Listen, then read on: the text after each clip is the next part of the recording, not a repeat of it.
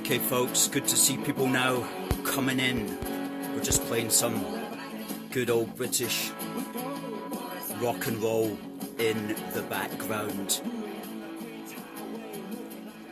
Moving on the Queen's Highway, looking like a streak of lightning. That is the normatively determined Chris Spedding, or Spedding, who had a hit with that back in 1975. And Chris Spedding was also the bloke in the Wombles who had the Gibson-shaped, the V-shaped Gibson guitar. How do I know all these small things like that? I don't know. Anyway, great song called Motorbiking by Chris Spedding, 1975. Ladies and gentlemen, it's Saturday. It's Scotland. It's 1 p.m. and it is a Force for Good's Saturday street stall, coming to you live from our nerve centre here in the great British city of Glasgow. Thank you for joining us on Facebook and on Twitter. And goodness me, what a busy week it's been. What a busy weekend it was last weekend. And what a lot to talk about. And to drop knowledge as we always do. Because this is the place where we stick it to the nats. Daily, weekly, monthly and yearly. Until we make them see clearly that we're down with the capital A to the AFFG, a force for good. It's the place where we've got it all figured out and there ain't nothing that we're worried about. And we want to share our thoughts with you today. And we're going to get straight into it. Today is Saturday and it is the annual Armed Forces Day. Now, Armed Forces Day is a day for us to remember and to respect the men and women of the British Armed Services who have served in the past and who are serving today.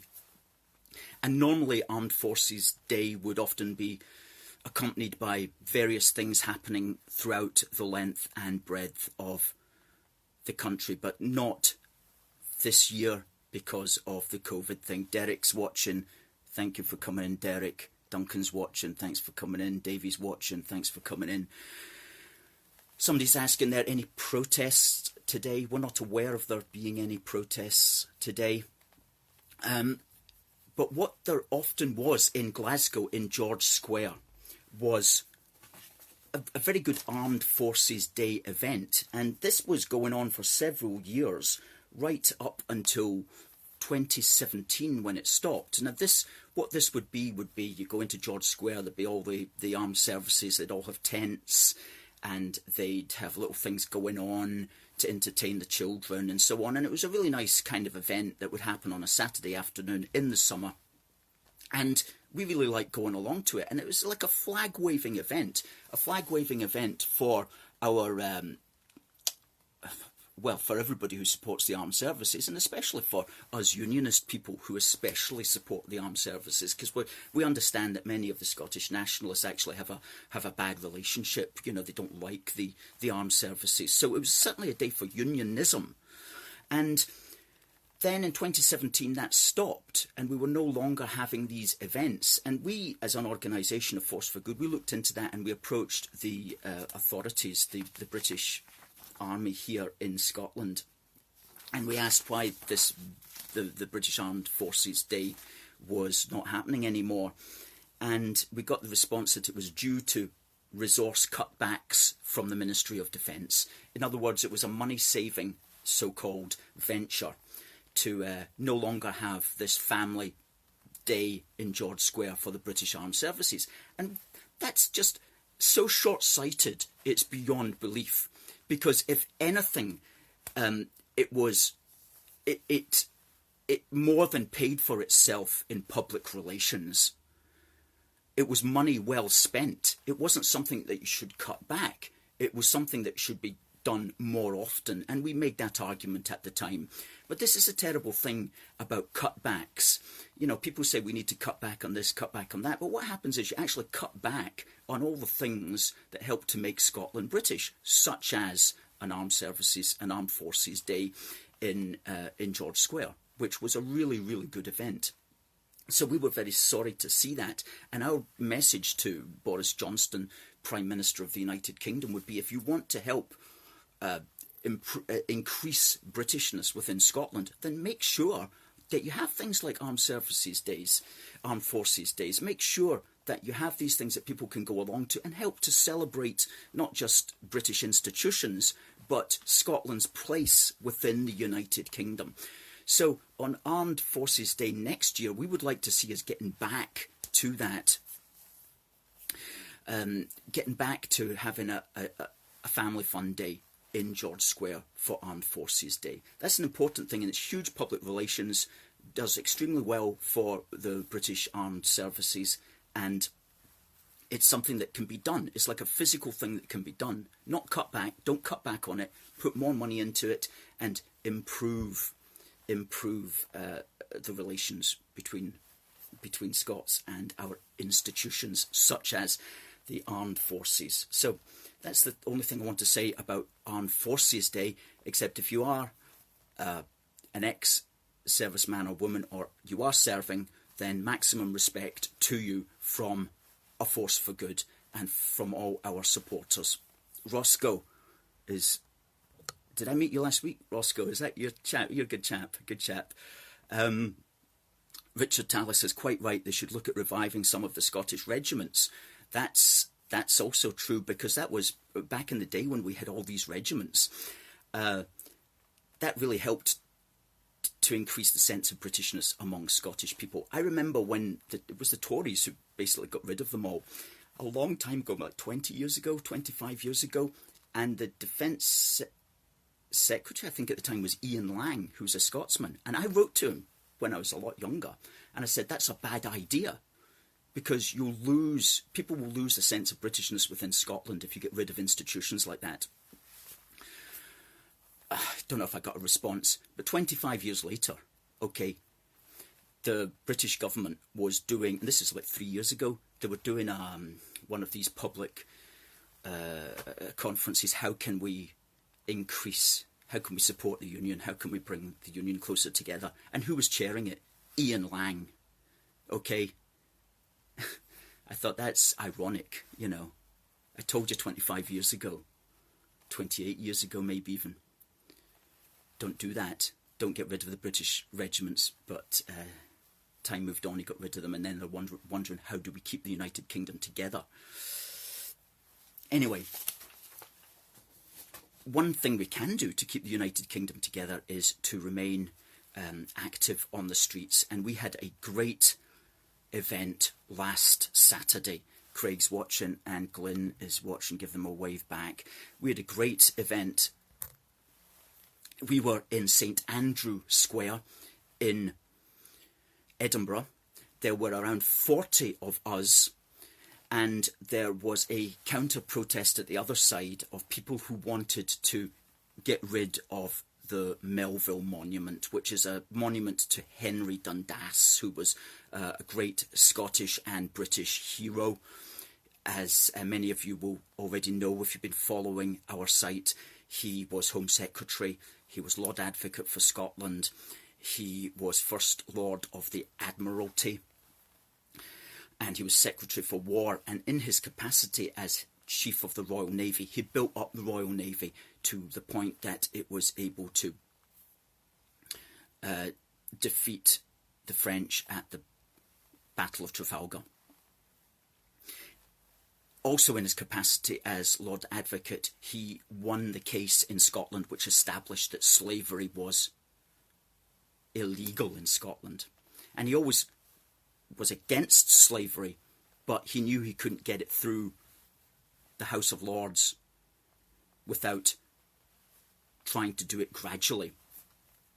So some people complain that he didn't do it fast enough, but the point is he couldn't have done it any quicker.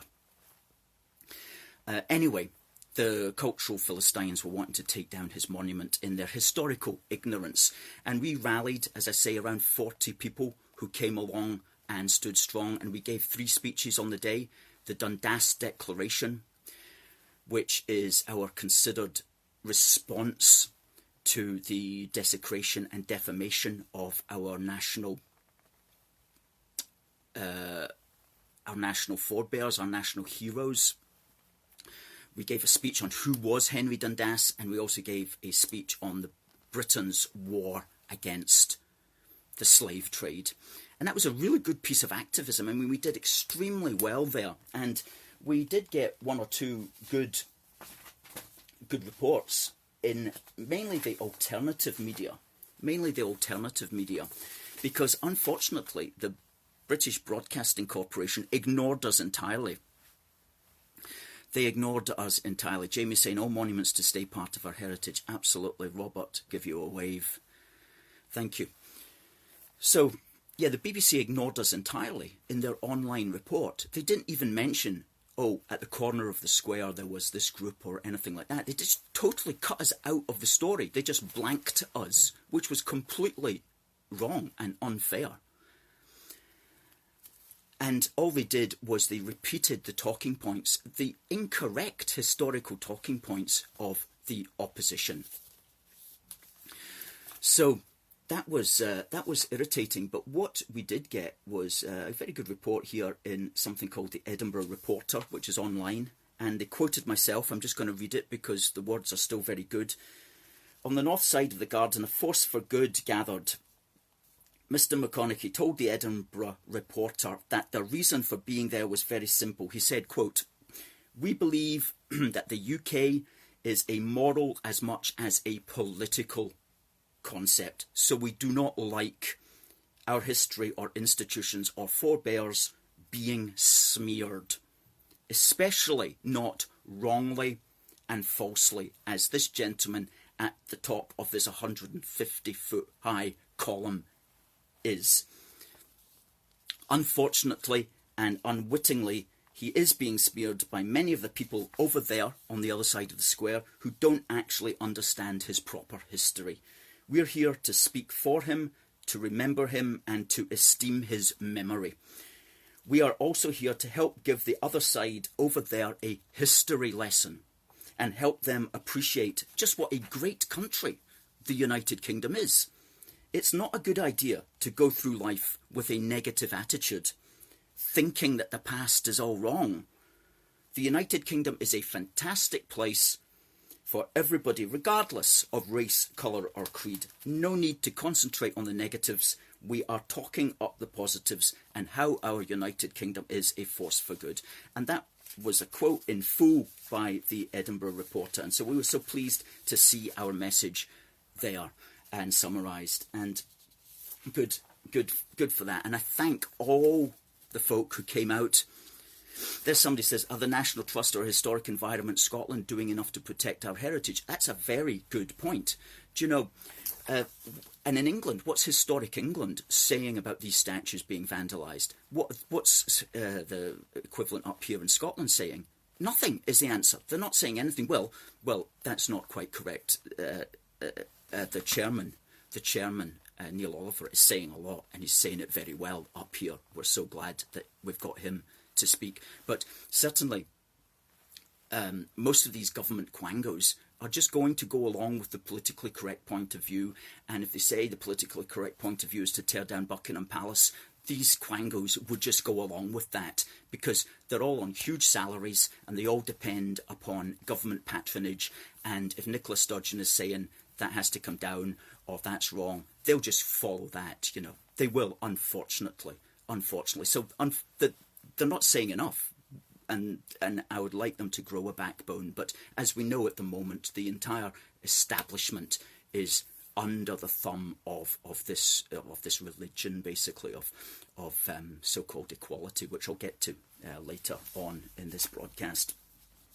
But if you want to see our speeches and what we said, then please go to aforceforgood.uk/blog, and you'll see our speeches there, and the full text of them is given.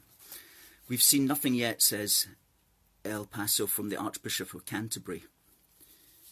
Well, what we have seen, I think, is a little bit disturbing anyway, whatever his sorts of fangled point of view on it is. James sending us some flags there, Carson and Paul, thanks very much for doing that. Aye, but here's something that I do want to say, right, about that event that we had.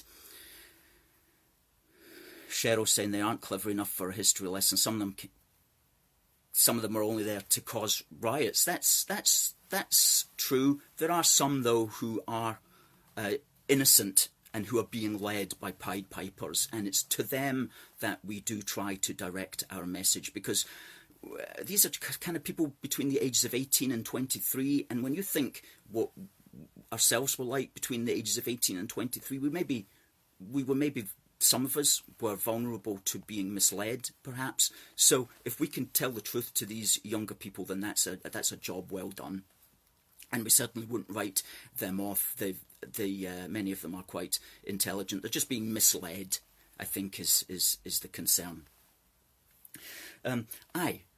So here's something I want to say, and I just, again, thanking the people who came out, because, you know, the people who were standing with us, they weren't people from the new town in Edinburgh, okay?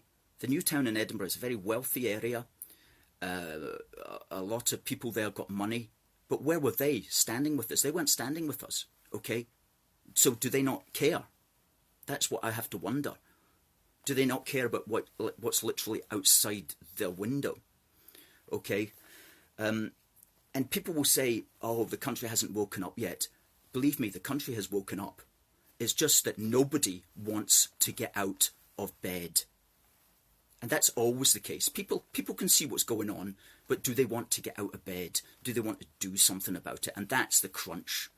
And most people, understandably, are not going to, for various reasons, even if they want to. So there's only a very small number of people who will actually do stuff. And they tend to coalesce around activist groups like ourselves, and we are so grateful for them, whoever they may be, whatever age they are, wherever they come from. If you stand with us, we thank you, because we know that most people don't, most people won't, most people can't. And so we have to say thank you very much to all of these people. And we are not going to hear them being smeared. And this is what really annoys me as well. You know, the philosopher Goethe, which is actually spelled Goethe, he said that conscience is the virtue of the observer and not the agent of action. And that's 100% correct. If you're sitting back observing, you can think up a million reasons why you're not going to get involved. But when you're actually on the street doing stuff, those considerations have to be put to the side, because that's the real battlefield of life, as it were.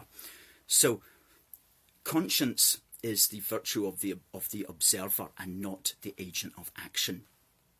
And we've always known that from a very young age. And we're going to add another one here, basically, is that this is an AFFG phrase. If you're doing nothing, don't condemn people who are doing something. If you're doing nothing, don't condemn people who are doing something. And I've got ants in my pants about this, because everybody is condemning statue protectors for being, I mean, Boris Johnson called them bother boys, okay? Well, I didn't see Boris Johnson getting out there and defending the statue. It's literally a few yards from his front door. Why wasn't he out standing in front of the Winston Churchill statue with a megaphone? If he had done that, I'm quite sure he would have got lots of other people to come along. So if the only people who are going to defend Winston Churchill are what you, Mr. Johnston, refer to as bother boys, then that's shameful for you to call them that. Absolutely shameful for you to call them that, because they're doing something and others are doing nothing. So don't condemn people who are doing something when you're doing nothing. That's my message to politicians, and of all parties, especially here in Scotland. We've even got Tories condemning people. You know, back on Sunday the 14th was a great day in Glasgow history, because on Sunday the 14th of June, we were there, we had our cameras, and we reported it.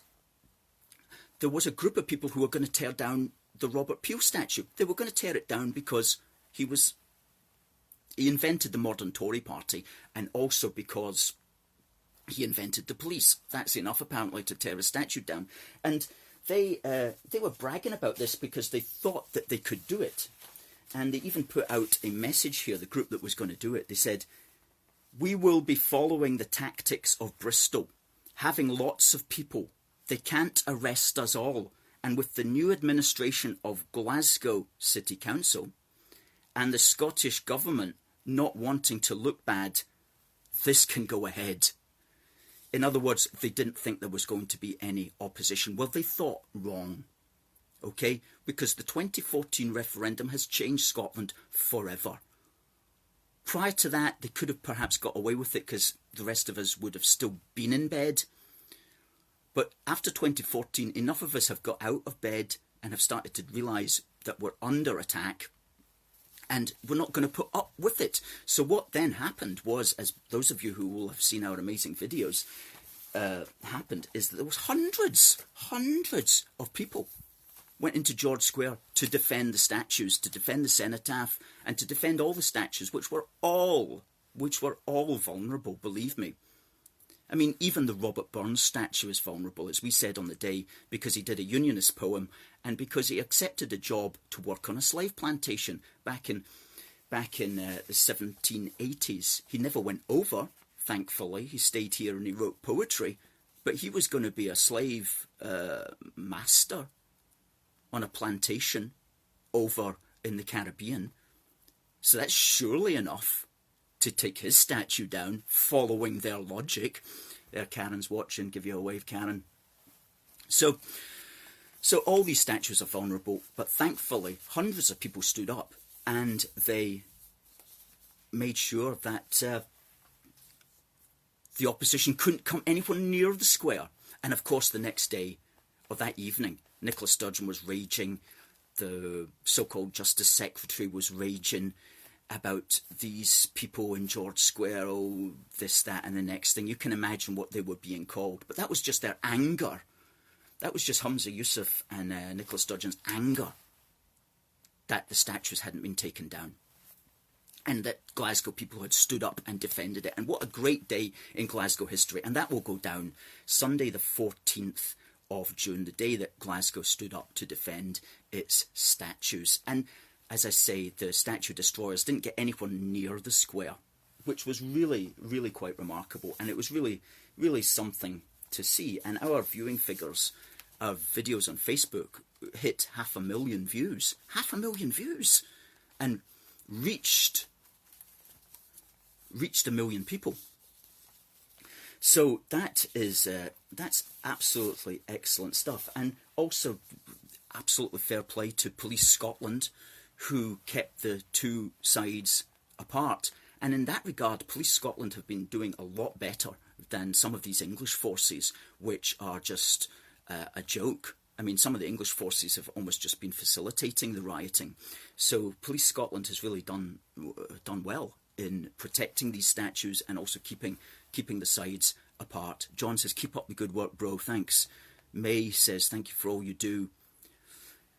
Cheryl says, "What is shocking in London is they had to box up Winston Churchill." Absolutely. Our government is being ruled by the mob. Totally.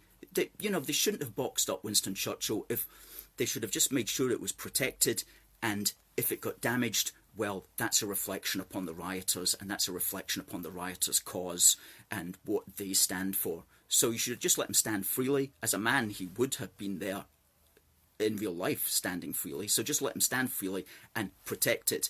And if it gets damaged, that's the reflection on the other side, that they have to take that. Nicholas says, thank you, save our statues. Totally, totally. So, aye, what a great day that was.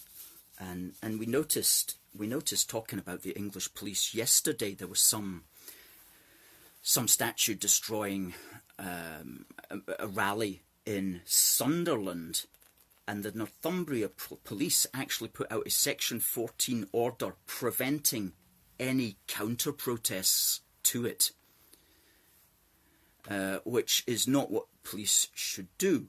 Police, as they've done here in Scotland quite correctly, is the police enable counter-protests, and they enable the protest, and they stand in the middle, and they make sure that it's peaceful. That's the job of the police. The job of the police is not to suppress one side in favour of the other.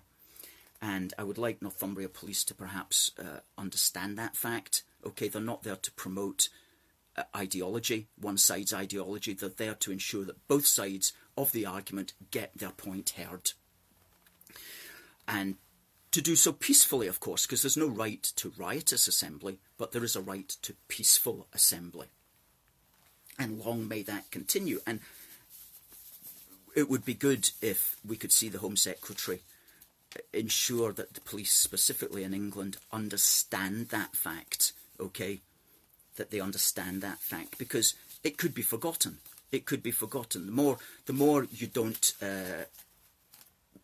behave in a certain way, then the old ways get forgotten about. So we may get to a position in England where the police actually think their job is to facilitate, the statue destroyers and to suppress the so-called others, the statue protectors. As it's chap saying there that they need to stop calling us protesters and we are protectors and patriots. Absolutely, protectors and patriots. Richard's saying the police have been used to being politicised over the last 30 years, sadly. Yes, that's a case in some cases. But I just want to give a shout out to one man who does deserve credit here, and I read this in a report in the Daily Record on the 20th of June. That was just on Saturday. And it's Jim McHarg, who is the Grand Master of the Orange Lodge. And he said, he described the statue protectors as, quote, proud patriots and unionists. And this is what I like, he said, I will not be condemning any of those who are trying to do their patriotic duty in defending these statues because they believe in this nation. There you go. See, that's all you have to do. You just have to say that, and then the other side think, oh, crikey, that guy's not fooling about. We'll just move on to the next person that we can try to persuade or try to bully. David, hello, my brother, good man. Peter, as a Scotsman living in England, I was so proud to see Glasgow protect the statues. Nicholas, some police are a sham. They rolled on their backs thinking they would get their bellies tickled, but got kicked in the teeth instead. That's what happens. Robert's watching, good man. Aye. So you just need to say, look, we're not fooling about, and the other side don't smell weakness. When they smell weakness, then they'll just keep pushing, and that's always the case on everything, on every political issue. You just need to have your own opinion and stand by it, and not make sure you don't accept any of their false premises, because once you start accepting false premises or half agreeing with something that's not really correct, then they've got you, and they can just build upon that and keep pushing you their way. Aye, so thank you to everybody who came out, and to the people in Edinburgh, the super rich people in Edinburgh. Okay, if you don't want to come out and protect your Edinburgh heritage, then at least support the people who are defending the heritage and who are socially in a position to do so, such as A Force for Good and those of us who coalesce around us. And you can go to aforceforgood.uk/donate to if you want to chuck in something there just to say thanks. And we've also got an amazing little badge here our AFFG flag badge, which is this flag in the background, and that's on our shop. Go to aforceforgood.uk and click on shop at the top, and you'll see that wee badge. It's a bestseller. People are loving it. Teresa says, Happy Forces Day. Robert says, afternoon, Alistair. Good. If you've got, give us a wave if you've got a comment, or if you've got any questions, please do send them in. We want to hear from you, and we want to give you a mention as well. Aye, so we just don't like people who are attacking our British patriots and statue protectors with nasty terms, especially when they're doing nothing. You know, if you're doing nothing, don't condemn people who are doing something.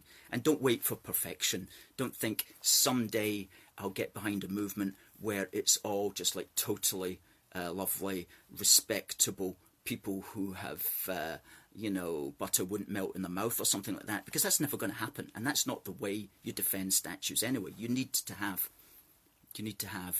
the kind of men and women that are standing up and standing strong for these things, and they need to be supported in whatever way, shape or form. And people who attack them just need to be blanked. Yes, we're constantly knocking this out the park, by the way. We really are knocking it out the park. And we here at A Force for Good, we believe in maintaining the UK Union. We believe in British independence. We're respecting our institutions, learning our history, teaching our history, protecting our built heritage, which is what statues and monuments are, and standing up for these things on the streets. And if you believe in those things also, then please do help us. You can go to aforceforgood.uk/support, put in your name and your email, and we'll get in contact with you and start to develop a relationship that way. Why do you think our opposition in Scotland is so poor? I'm not quite sure what you mean by that. Nicholas says, keep up the good work. People will only accept so much, says Peter. Well, do you know, I know people say that, but I don't believe that. I think that people will just accept things because most people are not doing anything, and there's never going to come a time when people are going to say this is it and no more. That's never going to happen. That's not the way that the world works. The way that the world works is that a tiny minority of revolutionaries try to create change. And you can have 99% of the people will be against that change, but unless they are organised and led, then they will lose. Because an organised minority will always beat a disorganised majority. That's the lesson of history. So I always use the example, what if revolutionaries, a small number of them, tried to, invade Buckingham Palace? How would you stop that? Okay, say if you didn't have police or army, we couldn't. How would we stop that? We would need to have people in London organised and led to stop it. And so unless they're there and unless they're organising and being led, they're going to lose. And we see that today with these statues. The majority of people in Britain oppose this statue destruction, but we're losing, or we could lose. We're organising now, thankfully, but we could lose because generally we're not organised or led. In your local town, for example, I'm sure you've got a cenotaph or statues that you like. If an organised minority starts to tear them down, who in your town is going to stop them? Okay, are you organising right now among friends and colleagues and interest groups to defend these statues? Because if you're not, you will lose them. An organised minority will always beat a disorganised majority. And so the lesson is we must organise and we must be led. And the best way of doing it at this moment is just in your local towns and villages, getting with people who will stand up for those things. So, and that could be a wide variety of people, but there'll only be a minority of people who want to actually do something. But if you can find that minority of people, then you can stand up for that statue. And what will then happen is the police will come between you and the protesters, and you'll probably end up protecting that statue as a consequence of that heavy police presence. So you must organise and locally to do these things, because otherwise you'll lose everything that you have. That's an important point. Thanks for raising that matter. But there's never going to come a time when somehow the majority is going to just wake up, get out of bed, and start somehow to be organised and led. That's never going to happen. That's never going to happen. You have to start organising now, and it will always be a minority versus a minority, and the great mass of people will just be looking on. Most of them not even knowing what's going on. That's not a litany of woe. That's actually a positive thing, which I've just said to you. It's a positive thing, because it means that you, if you want to, can effect huge change. Don't leave it to anybody else, because if it's not you, then who is going to do it? Okay, who is going to do it? So you always, that's what I have to say there. And you have to be fearless, and you have to be sensible, and you have to work well. Margaret says, thank you for all you're doing in Scotland, with you all the way from a well-wisher and follower in north of England. Fantastic, Margaret, thank you. Peter, what... I don't understand what Peter's saying there. Obviously, Ireland has got a lot to do with Great Britain. It is part of the United Kingdom. A large part of it is part of the United Kingdom. So, where else are we going to go with this discussion? Yes, we've talked about people who attack the statue protectors because they're so snobbish, basically. Can't stand that. Cannot stand that. It's just nasty foolishness to attack statue protectors who are defending our country. Oof. When they're doing nothing, you know.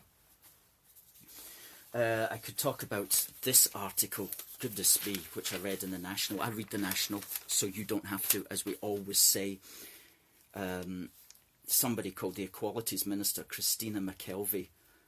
Do you know what? I don't even think I'm going to read this, because her words are just so insipid and stupid and just like pathetic. If they come out of anybody's mouth, you have to have a word with yourself.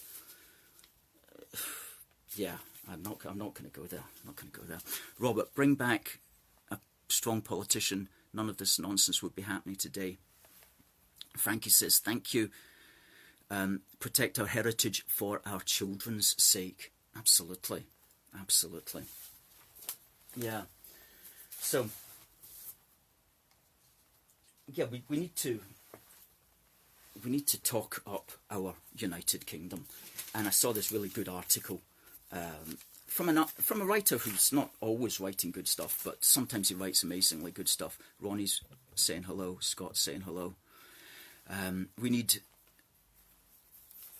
Daniel Hannon, who said, it has become a commonplace to say that Britain has delusions of grandeur. Well, there's only a certain sort of person that says that. And they've always tried to say that in order to make the rest of us feel small. And but as Hannon points out here, if anything, the reverse is true. We are by any measure one of the world's top 5 powers. Of course, we have the best legal and financial services, the most professional armed forces, which is worth remembering today on Armed Forces Day. We're one of 8 nuclear states and one of 5 permanent UN Security Council members. We're home to the global language, which is English. No comparable nation moans about its decline. The disorder on our streets these past few weeks, the attacks on statues, the claims that Britain has an especially shameful past, serve to demoralise and demotivate, absolutely. And a nation that lacks self-belief is lost. That's right, and it was another Alexandra Solzhenitsyn quote here for you. To destroy a people, you must sever first their roots. To destroy a people, you must first sever their roots. Alexander Solzhenitsyn. Peter, the reason the Irish flag is flying is because there's no red hand Ulster flag on the emojis yet, so I think people use that flag maybe. But it's good, yeah, it's true, it could be confused with the Republic, absolutely. Yes, so that's what's happening, is when people are attacking the statues, they're trying to sever our roots. So we have to remember the country we're from. We are the country that developed and exported the idea that laws should not be passed, nor taxes raised, except by elected representatives. We taught the world the rule of law. We were not just early in ending slavery. We were unique in pouring resources into stamping it out globally. And we defeated the Nazi and Soviet tyrannies and liberated hundreds of millions of people. Ours is a stirring and ancient song, but it is not yet sung. That's true, it's not yet been sung properly. And talking about the fight against slavery,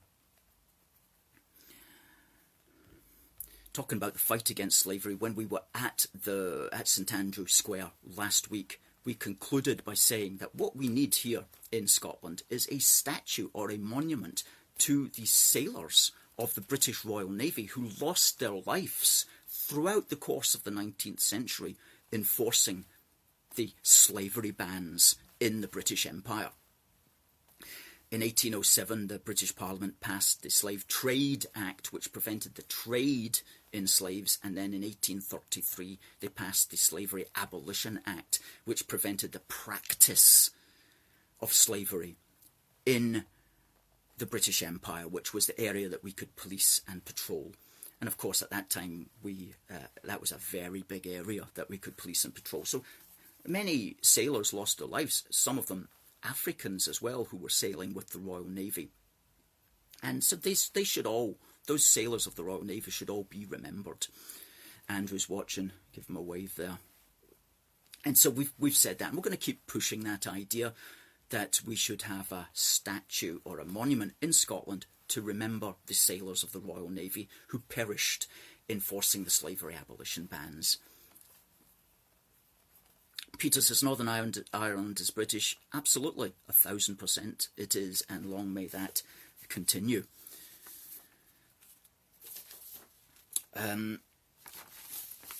So I'm not going to talk much about...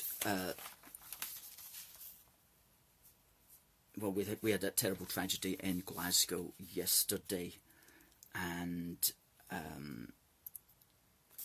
Nicola Sturgeon says that it should remind us of what unites us, not what divides us. Well, I thought about that, and I thought, well, what does it remind us of? I think we are all united in that great human truth that we all prefer not to be stabbed rather than to be stabbed. So I think we can unite around that. I think we can unite around a common human desire not to be stabbed. I think that's something that unites us. But beyond that, I don't really know what she was getting at. What she was getting at, of course, is just like try to forget that that's happened, and let's just concentrate on other things. About these terrible statues, what are they doing up there? Oh, take them down. Oh, that's apparently the issue of the day. So, what I'm going to talk about now is, this is our Saturday street stall. We've been out in the past 2 Saturdays broadcasting live.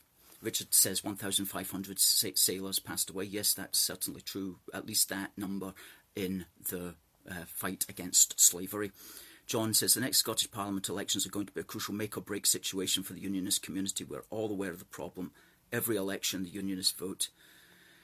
Every election, so many unionists don't get out and vote. That's what we also need to see. There's so many SNP councillors who are basically Republicans in the Central Belt, in areas where they should not have been elected, only because the unionist vote stayed at home. The unionist vote was apathetic. If we can get the unionist vote out, then we can see some change there. We can see some change. Nelson says British lives matter. That's certainly so. Yeah. Good point. We need to get the the vote out. That's the important thing for unionists. Somebody on Twitter there makes a point, a strong point, yeah. And somebody saying there, these are just guilt trip protests. That's true. That's true, and you should not be allowed. You should not allow yourself to be guilt tripped into anything. When somebody's trying to guilt trip you, they're trying to control you, and once you accept that guilt unnecessarily, then they've got you. So you have to see when you're just being played. Absolutely, and an awful lot of people are getting played these days, unfortunately. And my friend and I were having a talk about this. It's like, why is this so almost like a religion? And I think it is like a replacement religion for some people. There's a desire, there's a human need to maybe repent, which is often it's a kind of natural thing in some ways as well. But if you don't go for your conventional religion, it gets replaced by these secular religions like equality and diversity, and let's all be sorry for, being white. So there's definitely some sort of secular replacement going on, secular religious replacement. While slavery brought misery in the short term, the descendants have benefited enormously. Well, that's so true. I remember reading a statistic that even back in the days of slavery, some of the slaves on certain areas in America had a better standard of living than the white people, the white working class people in Britain and in Europe. And I mentioned Robert Burns earlier, and I was reading an article written by some guy who was lamenting why was Burns in that part of his life, why didn't he really care about slaves? Why did he accept a job on a slave plantation? Didn't he know? Well, here's the thing. Back in 1786, I think it was, right? If you were a working class person in Ayrshire, all you cared about was keeping the cold away, staying warm, and making sure there was food on the table that night. You did not have the luxury of cutting yourself up about people that you'd never even seen a picture of somewhere on the other side of the world. That wasn't part of your consciousness. You were just trying to stay alive and keep your belly full, or keep your belly fed, not full, just get some food in you. And that was this situation for everybody who was working class in Ayrshire, which is to say, everybody, apart from perhaps one or two of the philanthropic types who lived in the big house at the top of the hill. Apart from them, everybody was just trying to survive. So you didn't have the luxury of caring or even thinking about people on the other side of the world who might be slaves when your life was pretty hard in itself. The only sort of people who cared about those sort of things were your aristocratic landed people like William Wilberforce and others who had money and comfort and who could sit and think about these things, and whose conscience would be troubled by these things because they had the opportunity to sit down and think about these things. The rest of us were just trying to stay alive back in those days, okay? And it was absurd to ask anybody to have sympathy for somebody on the other side of the world. So that's one of the reasons why Robert Burns wasn't caring about being a slave trader. Working on a slave plantation as a slave manager. Frankie says, very interesting watching this live. Good. Keep watching, Frankie. Frankie says, excellent video. Thanks a lot. Thanks a lot. Aye. And that was, we're from Ayrshire ourselves, so we can talk with a certain amount of, justification on these matters. We know these things. Somebody on Twitter there, the mainstream media needs a major overhaul. One of the things that you can do, though, is support alternative media, and so please do support our work. We have several platforms, We have our Facebook platform, which just recently hit 29,000. We've got our Twitter platform, which just hit 27,000. And if you're watching this on Twitter, please retweet this with a positive comment. And what we will do is then retweet that tweet to 27,000 people. So that's a way of getting your message out there. We've got our Instagram page, which has got 3,000 followers, which is the biggest pro-UK Instagram page in the world. And at this time, we're investigating a fourth platform, which, if we decide to go for it, we will keep you totally informed. But we're just building our platforms and building our message and getting it out there. And I want to thank everybody who's behind our Facebook page, behind our Twitter page, behind our Instagram page, because you do tremendous, tremendous work. Now, please do check out our little badge, a Force for Good, which is this badge here. This flag here, in badge form, selling very well. It's limited edition. Limited edition. Now, this week coming up in British history. Let me run through this briefly. Very interesting things. Tomorrow is the day that the planning for D-Day began, and not everybody will know this, but the D-Day was planned in a hotel in Largs on the west coast of Scotland, 28th of June 1943, at the Vanduara Hotel and at the Hollywood Hotel.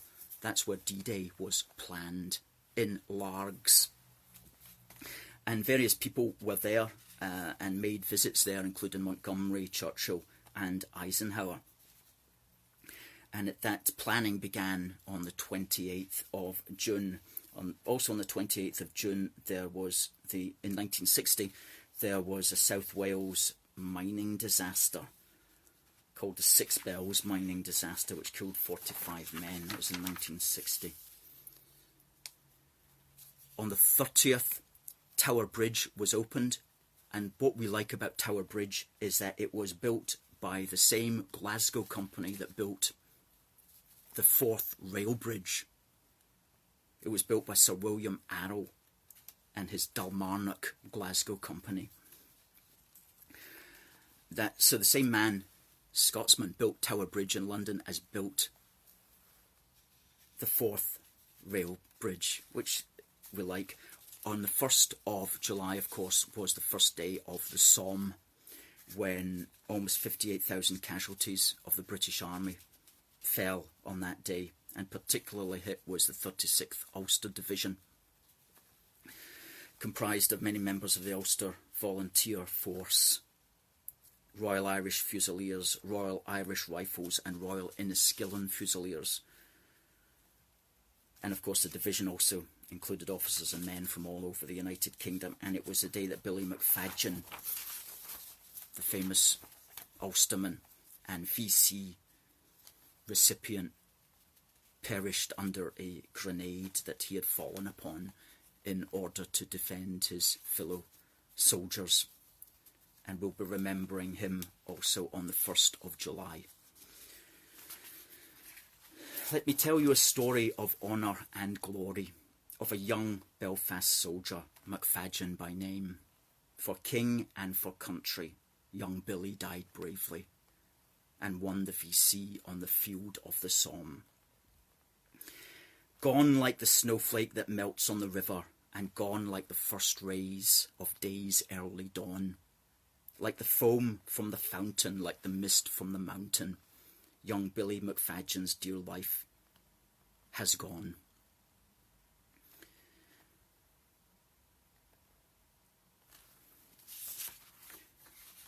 The 1st of July is also Canada Day, which was the day that the British North American Act was passed in 1867, which united the colonies of Nova Scotia, New Brunswick, and the province of Canada into a single country called Canada within the British Empire. And the 2nd of July is an interesting thing that many of our viewers may know. There was 2nd of July 1937, there was another mining disaster. 30 miners were killed in a colliery near Stoke. And a few weeks earlier, the Stoke City Football Club chairman, Sir Francis Joseph, had produced 30 friendship cups, which were commissioned to commemorate the coronation of George VI. And he presented them to the English First Division clubs. But after the Holditch mining tragedy, and in order to raise funds for the relief effort, he organised a game between Stoke City and Rangers, who were the Scottish champions at the time.